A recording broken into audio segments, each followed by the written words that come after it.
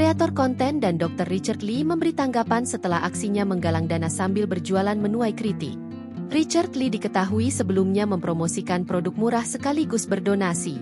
Besok saya akan live mulai jam 8 pagi. Sebagian hasil penjualan akan saya donasikan untuk korban banjir Aceh, Medan dan Padang, tulis Richard di Dr. Richard _Lee, dikutip Selasa, 2 Desember 2025. Besok ada produk serba 28.000. Belanja besok sama dengan cantik ditambah bantu teman-teman kita, tulisnya. Niat Richard Lee menjual produk dengan harga spesial, di mana sebagian hasil penjualannya akan disumbangkan itu ternyata tak sepenuhnya diterima secara positif. Banyak yang menilai aksi Richard Lee tidak tulus membantu. Simpati palsu. Dok, lu juga bisa kali keluarin 100 juta rupiah tanpa harus embel-embel jualan, tulis netizen. Dok tolong jangan tone deaf. Masa penderitaan orang lain dijadiin aji mumpung untuk habisin stok jualanmu. Sebagai sejawat saya malu, tulis netizen lainnya.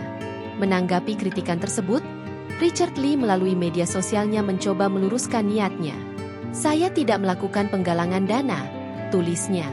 Seperti biasanya, saya menyumbang dari dana pribadi, dan kali ini saya tambahkan sebagian dari penjualan sebagai bentuk solidaritas tambahan, jelasnya.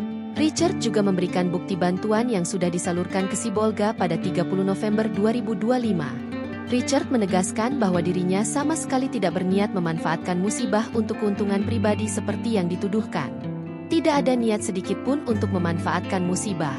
Fokus saya tetap untuk membantu saudara-saudara kita, tulis Richard. Mengatakan juga bahwa setiap orang memiliki cara masing-masing dalam memberikan bantuan, dan baginya yang terpenting adalah bantuan itu sampai ke pihak yang membutuhkan. Download Tribun X sekarang, menghadirkan lokal menjadi Indonesia.